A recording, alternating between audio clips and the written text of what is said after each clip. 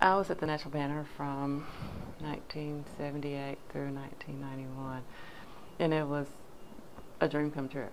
It was, it was, it was breaking stories. It was learning the art of journalism practically and not from a book.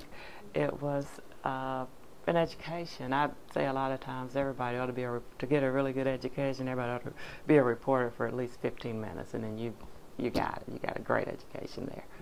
How did you come to work at the Nashville Banner? It was really simple. I had always wanted to, I knew from like 12 years old, sixth grade, that I wanted to be in news.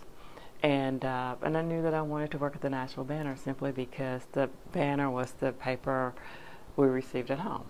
So when I got in college, I was in college, but I hadn't graduated. I started going to the Banner begging for a job, and it took literally 4 years before somebody hired me, but they did hire me after 4 years, and that was fine because I was hired like 4 months after I graduated from college, so it worked very well for me. What was your most memorable assignment?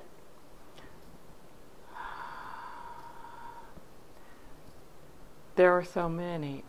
There really were so many.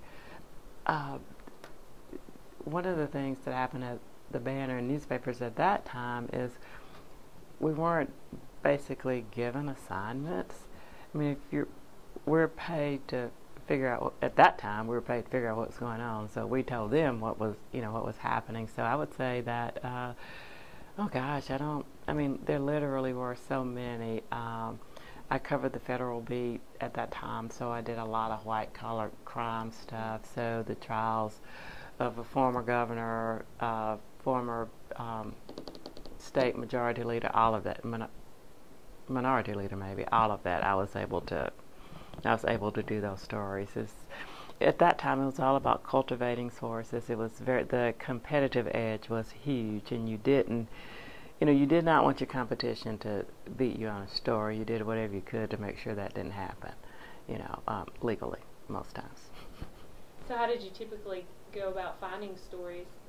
You hung with people who knew what was going on. You hung with the prosecutor. I did federal courts, and I did metropolitan government. So when I was doing federal courts, you hang with the prosecutors, you hang with the FBI, you hang with the DEA, you run with the criminal investigation division guys of the Internal Revenue Service to try to figure out what are they up to. You stand in front of grand jury rooms forever to see what witnesses are going, so you can say, well, what did they ask you? Because none of this stuff is public, and and it was kind of like a cat and mouse game with prosecutors. You tried to figure out what they didn't want you to know. So that's the way it was at the time. So we were able to break. We were able to do. That was the nature of the beast, and so whoever broke a big story huge, you got it. So what was your most difficult ethical dilemma? So I remember the day very well when I found out that there was someone under investigation, had been under investigation by the feds for literally months. And I learned that prosecutors were not going to charge him. They were not going to indict him. You got to understand you got to understand the climate or the environment at that time. You've got stories coming out left and right, left and right, left and right about this guy, and it's always sourced stories because you can't tell who you got the information from, or that person would be fired or whatever from their job because they couldn't talk. So it was source stories. So one story dealt with this guy who had been under investigation forever, and they decided they were not going to prosecute him. I learned about that. I don't remember. Well, yeah, I do remember how, but I learned about that, and I wrote that story. And so the prosecutors and the man's attorney were absolutely furious, and but we wrote the story anyway. But I really, quoting sources, and I honestly was afraid that at that time, I've really done it. They're going to get mad at me. They're going to make me tell my source, and I'm not going to tell my source. I'm going to have to go to jail. So I remember that morning getting up and just telling my family, telling my kid, if I go to jail, it's because I did it for what's right and not for what's wrong. And so I don't know that people will be so upset about this story that they'll do it, but they're threatening. But they didn't do it, thank God, so I was okay. But that was a tough one. So you never gave away the names of your sources? You can't do that. You just couldn't. Yeah. So what assignment were you most proud of?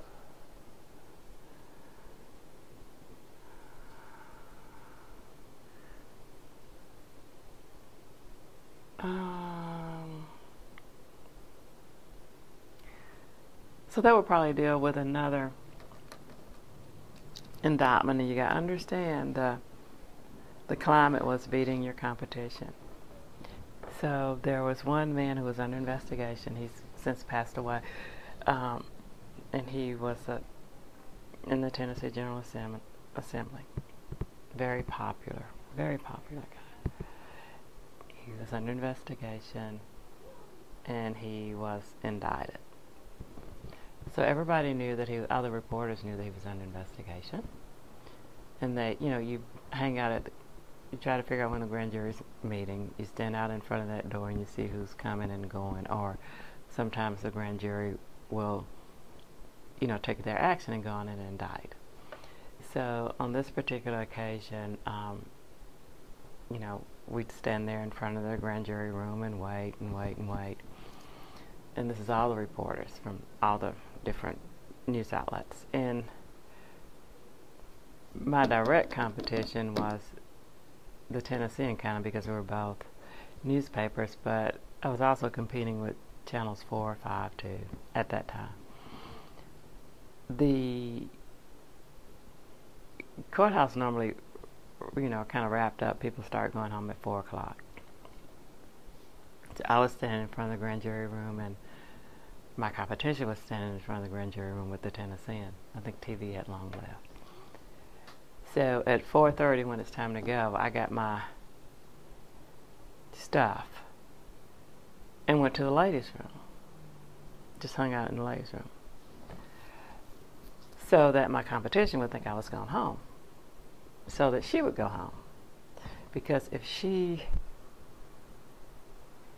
were there and a story broke, she'd get it. I'd be the last to report it. So when I felt like she was good and gone, I came back out, and she was gone. So I alone sat there till, 7 or 8 o'clock, and the grand jury did report and did indict this guy. And so the prosecutor was sitting there, and I said, y'all going to tell him? They said, yeah, of course we're going to tell him. I said, well, do me a favor, please don't call him till in the morning. If you call him now, he'll tell everybody that he's been indicted. So please don't call him in the morning. I said, okay.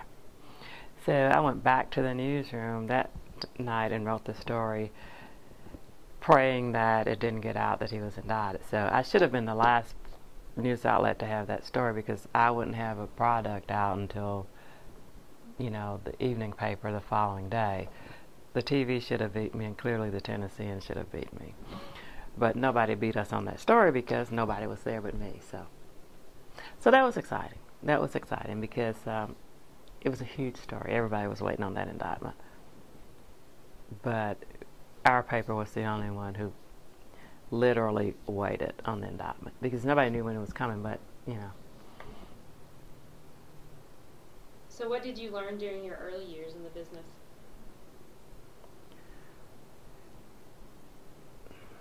I learned that it was a very tough business. It was a very competitive business.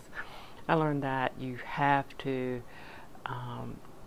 work very hard. You have to cultivate sources, and you can never, ever, ever betray a source. It's kind of like, I learned that you gotta be fair. You gotta give everybody a chance to tell their side of the story, and you gotta stick with it. You gotta hang with your story. What was the most valuable thing you learned during your career?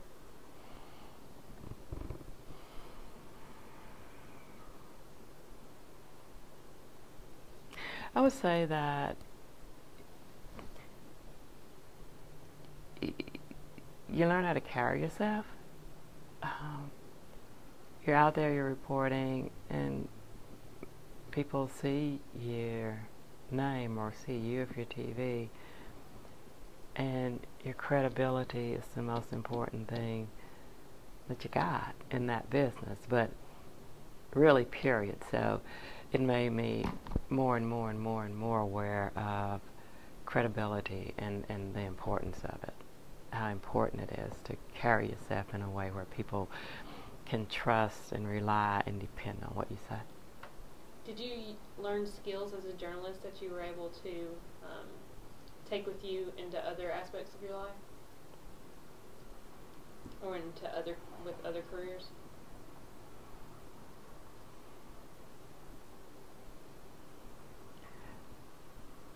Well, sure. I would say, like I said, journalism is an education. If you do that 15 minutes, you got you've learned a lot. I would say basically just people skills, really. People skills are the most important skills that we can develop, and you see every aspect, as you know, in that business of person. People who are on hard times, people on the top of the world, people who are in trouble, people who are not in trouble, all of that, and you learn that really they're all the same. We are all the same, and we just need to be treated like that. And so I would say that people skills are the most important. I have some really, really good friends that I've met through journalism, some who are, some who were doing the prosecuting and others who were the prosecuted. They're all still my good friends, and so I'm excited about that. Who inspired you to be a journalist? I just always wanted to be, just reading the paper. I don't think anybody really inspired me at all. Watergate happened after I was grown, so I mean, it's just what I always wanted to do, just reading the papers and going, wow, I want to do that one day. What advice would you give to current or future journalists? That's an interesting question, because today I think anybody can be, everybody's a journalist. Everybody's a journalist, so, it's just really hard to say. But to take a stab at it, I would say, don't really worry about that much about trying to be first so much as being right. Try to figure out what really is a story. I mean, what's a story has really shifted a lot. J-Lo is a story, The things that are breaking news now, who's SEC champ? I mean, what? So just defining what in the world is news. And then who in the world is a reporter? Who, I mean, literally, anybody is a reporter. And what do we have as a result of that? It's pretty scary to me. It's very scary to me. So how have you seen journalism change? And do you think it's changed for the better or for the worse? Oh, I think it's definitely changed for the worse. And I'll give you one example. At one point, not too many years back, bloggers were just, nobody really paid bloggers any attention. I mean, today bloggers set the pace for the news at times. What is that? So what is I don't even know what kids in journalism school now are really being taught. There's no digging, to figure out exactly what's going on anymore. So I would think just try to figure out what is the real story here. And then, is it a story? Is it worth reporting? Is it something? I remember the days when nobody wrote about or really cared about somebody's sex life. And now it's like, and then again, who really cares about it? Is that news? So I would say just figure out what is news. What is news? I think probably we've gone too far now to ever reel it back in. So I think it's changed for the worse. So what's the most important thing for a journalist to know if they're wanting to be successful?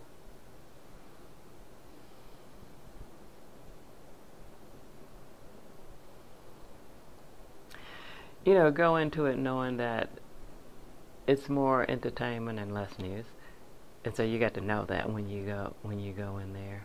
Um, you might have what, a famous couple getting divorced, and you know $75 million cut from a school's budget. What do you think is going to get top play? It's not going to be the money cut from the school's budget. So, and you got to recognize that going in. And I guess perhaps it's what people want. They're feeding what we want. It's a totally different world. Totally different world today.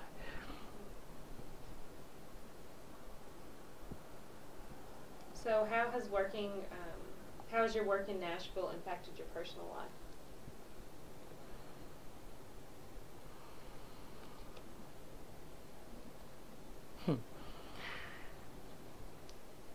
Didn't have one. uh, you have to work really hard in journalism. So, it was nothing to pull 10, 12-hour days and not even go home at times. So I can think of times when I slept in the newsroom. Because stories were breaking like that. I can think of times when, I'd, stay till midnight and be back at 5 in the morning, that kind of stuff. It's tough work, but it's so much fun, so rewarding. So you learn to kind of, get a personal life in there where you can. Yeah. Have you worked in other areas besides Nashville? No. What good or bad changes have you seen in the way news is reported in Nashville over the past 10 years?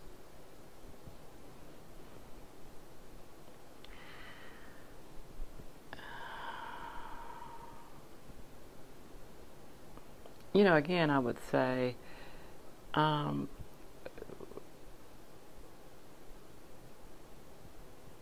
the shifting of what really is news, I would say. I can remember a day, it wasn't too long ago, where the front page was of a newspaper was daycare choices. What? So maybe it's news by focus group, which is not really news at all. When I say news by focus group, it's like, well, what do you want to see in your paper? What's interesting to you? And so that is taken, and that's what determines what you read, what you see. It's nuts to me, but. Where do you get your news now? That's a good question. Online. I do. I get my news online. I have a newspaper there, of course, but for the most part, I'll scan the national news outlets, CNN, keep CNN and MSNBC on TV to try to figure out, okay, so what are the trends? You just take, so the Trayvon Martin story. When did you start hearing about that? Like a few weeks ago. And that happened the end of February. So, but people just started talking about it 2 or 3 weeks ago. So, what was going on in the meantime? If it's that huge of a story now, so it took somebody to come fan the flames, and so that kind of skews what really happened. I don't know that there's a soul in this world who knows what happened.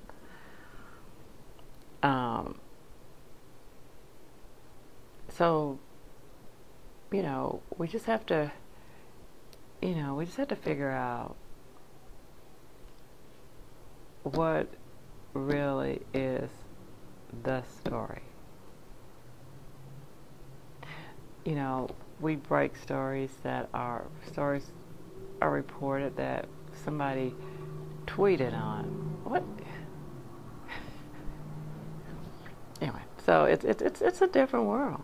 It's a totally different world. You just have to figure out what, do I really want to get into that? And if you do, then do the best you can with it. And maybe someday we can really try to figure out. So, what is the story and what's important to people? I mean, you might have a kid. You might have a kid murderer. You have a lot of those now, unfortunately. And we just say Joe blew away James, period. And then we move on to the next story. And that's a lot of times, on page 12 or something like that. So, does anybody come back and say, who is Joe? And what's going on in his life? And why did he, what made him do what he did? What's his background? Those types of things that really just normally we don't hear about that anymore. So you said you got all of your news online. Mm-hmm. Do you have a Twitter or Facebook account? What do you think about technology? I'll tell you this, I have a Facebook account that I'm getting ready to shut down. I don't do Twitter. And the Facebook account, simply because it's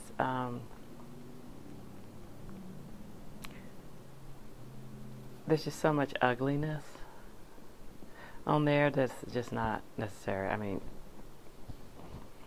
I got the account because the kids in the office where I worked previously said, you got to have an account, you got to have an account. I said, okay. So I set it up, and then, people would try to set meetings on it, so I would check it from, but I never post, and it's just another reminder of where the declining societal values. I just don't want to.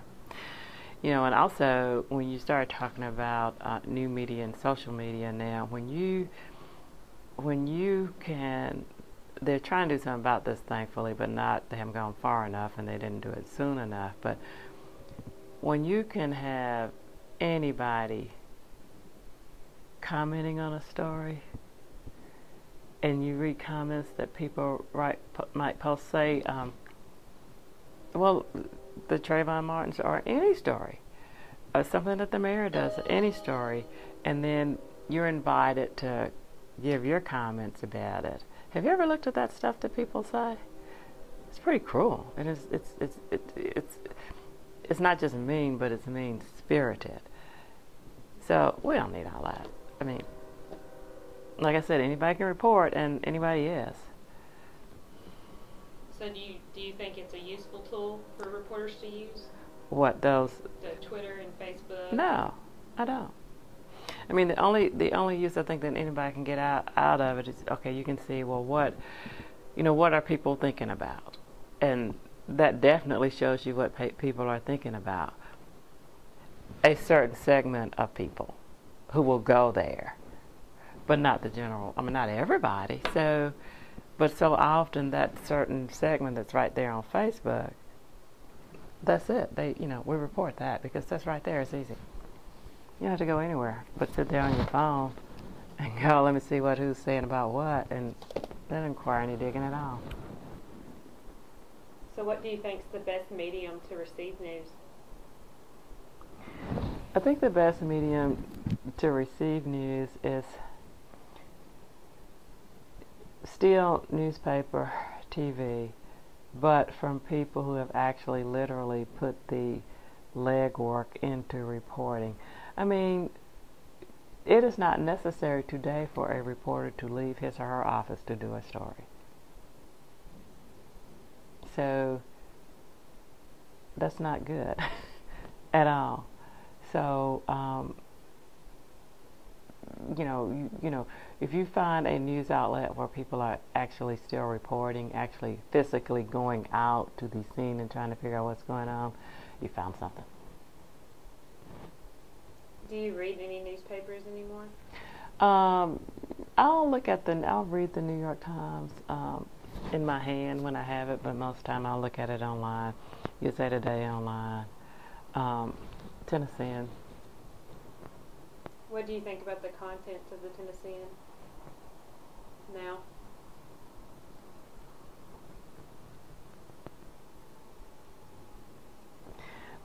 Let me say this. I'll put it this way. I think when there were two newspapers in this town, both of them were better. When you've got some competition, you got somebody to keep you on your toes. And I'm talking about two major daily newspapers that actually get delivered to your homes. I think that the Banner was much better because the Tennessean was there, and I think the Tennessean was there because much better because the Banner was there. And so that's as far as I'm going to go on that question. I hear what you're saying, but I just think that, both of those, we need another major daily, to balance what we get in the Tennessean. So do you think there's a future in journalism? There wouldn't be a future in journalism for me. I think your columnist, I think Gail Kerr is great. She's really good. But for the most part, I wouldn't. If I were getting into journalism today, it would not be an appealing occupation for me. What were a few of the things that you enjoyed most about being a journalist? Everything. I enjoyed breaking the story. I enjoyed meeting different people. I enjoyed the writing, learning how to hone my writing skills. I enjoyed every single bit of it. It was Larry Brenton who hired me at the Banner. Used to come through the newsroom and say, "All this fun and you get paid too." I mean, I literally would have paid to do that job. I would have. It was that much fun. I would have done it for free. What do you think about them? What do you think about future journalists having to have all of these multimedia skills along with writing? Yeah, it makes it tough, doesn't it? I would just say it makes it really tough, but they're up for it. I mean, this is the generation in which, you're raised in this generation. You know all about it, but I don't think it would be that difficult for them, but I think it also, the tweet and the, go to a Facebook page and see what people are commenting on this, that, or the other. I think it contributes to laziness. Is there anything else you'd like to say?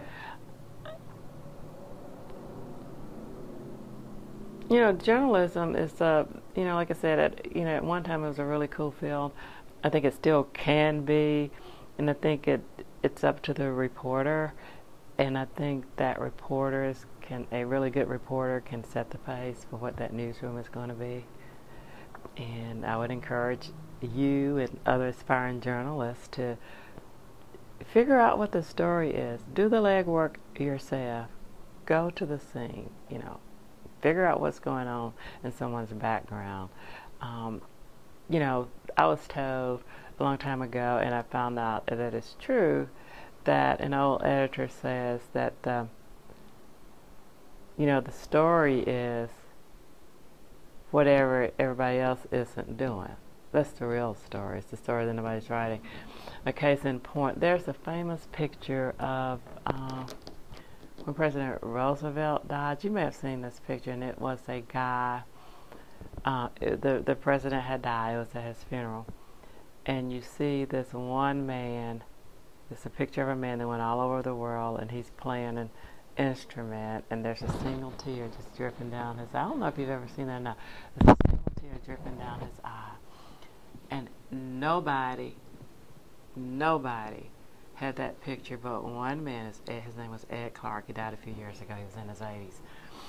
So I had the opportunity to meet him and talk to him about that. How in the world, he said, everybody else was following the casket.